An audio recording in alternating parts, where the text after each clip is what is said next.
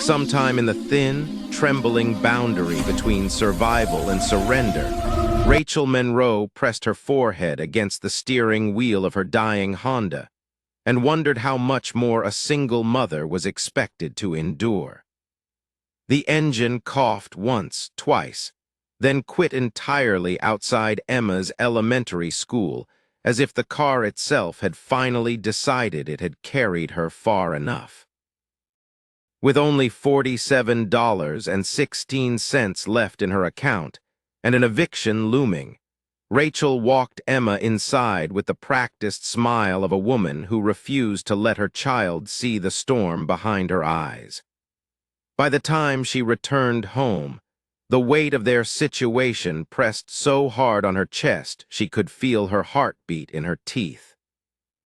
She sat at the wobbly table in their cramped apartment, an old Goodwill find she once called rustic, and scrolled aimlessly through online listings, not for anything she could realistically buy, but for something to hope for. Homes that cost more than she would make in a decade, cabins in forests she'd never see, fantasies wrapped in drywall and clean paint. And then she saw it. Unique hobbit-style home, $100 as is. The picture was almost unreal. A round green door carved into a mossy hillside, sunbeams spilling like liquid gold across its frame. It looked whimsical, otherworldly, like a forgotten prop from a movie set. No plumbing, no inspections, no promises, just a $100 price tag and a request that the buyer bring cash. The listing shouldn't have felt like destiny, but something in Rachel's chest tightened. A pull, ancient and unexplainable.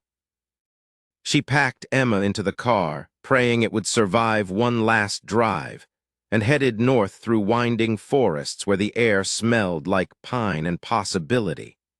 When the green door finally appeared between the trees, Harold, the gaunt, twitchy owner, opened it with a brass key that looked carved rather than forged. Inside, cool, earthy air wrapped around Rachel like a memory she didn't know she had. By sunset, she handed over 5 wrinkled $20 bills, her last thread of security. And as Emma twirled inside the circular living room like she had stepped into a fairy tale, the house exhaled a long, silent breath, welcoming them home. The first night inside the Hobbit house whispered with possibility. Shadows moved like ink along the curved walls, and the silence carried a hum Rachel couldn't attribute to wind or animals or settling stone. Emma, more attuned than any child her age should be, pressed her ear to the floor and whispered, "Mom, something's breathing down there." A chill ran along Rachel's spine, though she pretended not to notice. Days passed, but the feeling persisted, the subtle vibration beneath their feet, the faint draft rising from one specific point in the stone floor. Emma found it first, a hairline crack forming a perfect semicircle hidden beneath a throw rug left behind by the previous owner. Rachel followed her instincts, prying up the stone tiles one by one, uncovering a staircase spiraling downward in geometric perfection. No dust, no decay, as if it had been waiting. She tied a rope to the stove, fastened a headlamp, and descended 25 silent steps until her foot met a wooden door untouched by time. Behind it lay a chamber glowing faintly with symbols etched into metal walls, each line pulsing like quiet breath. In the center stood a seamless metal box resting on a pedestal. When Emma entered behind her, the symbols along the wall ignited in warm gold, illuminating the chamber. The box responded to Rachel's touch, vibrating, splitting open with a whisper as a swirl of turquoise light emerged. Inside lay a journal dated 1979, a crystalline device radiating soft warmth, and a scroll sealed in wax. Its first line felt like a prophecy whispering straight into Rachel's bones. "The keepers are real. and this place is not meant to remain buried. The house changed after that night. Lights flickered. Air thickened. Symbols beneath the floor glowed faintly when Emma walked through the hallway as if responding to her presence. Rachel returned to the chamber repeatedly, guided by clues in the journal written by Theodore Bramblewood, a man believed dead for 45 years. Using his sketches and cryptic notes, she discovered deeper passages branching into an underground labyrinth sculpted with impossible precision. The walls were smooth as glass, cold as winter stone, and responsive to touch. Eventually, she reached the archive hall, a cavern so vast her headlamp dissolved into its darkness. Shelves stretched into infinity, each holding relics, crystalline devices, memory matrices that projected histories into her mind. Some artifacts hummed like distant thunder, some pulsed as if alive. In a deeper wing, she found another journal, ancient, brittle, written in a language that rearranged itself into English as she read.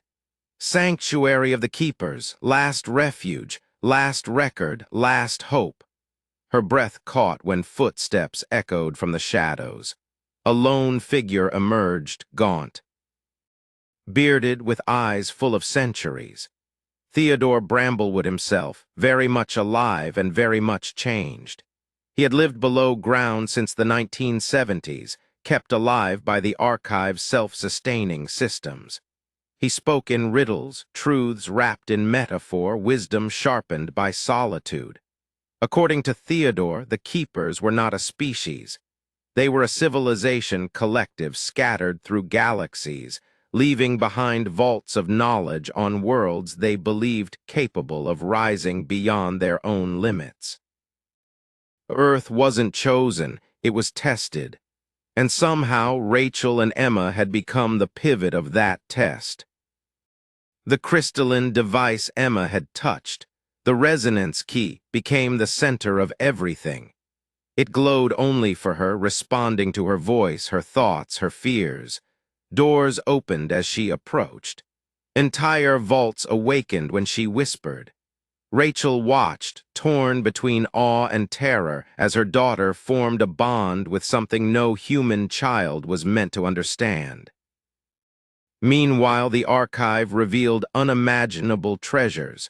Golden ingots laced with isotopes unknown on Earth, metallic fibers that could bend light, gems that pulsed like newborn stars. Enough wealth to erase their struggles, enough power to destabilize nations.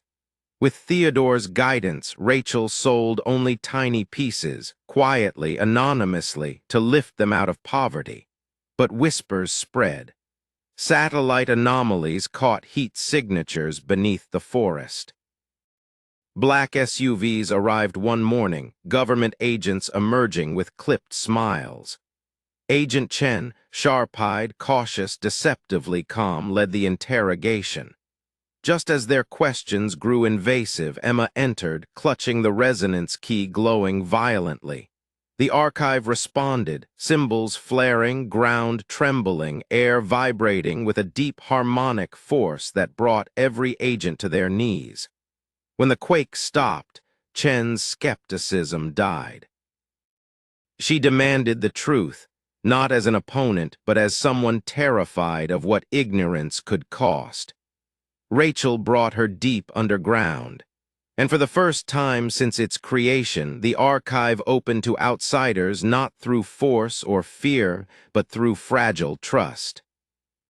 Slowly, the circle expanded. A secret team formed, scientists, engineers, philosophers, linguists, handpicked by Chen and approved cautiously by Theodore. They approached the archive with the reverence of people stepping onto holy ground. Emma's role deepened. She translated harmonic languages, activated ancient interfaces, and dreamed in star maps she had never seen.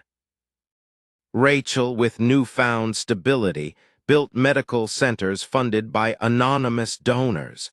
using keeper technology disguised as advanced diagnostics. Entire communities received water purification systems reverse-engineered from archive devices.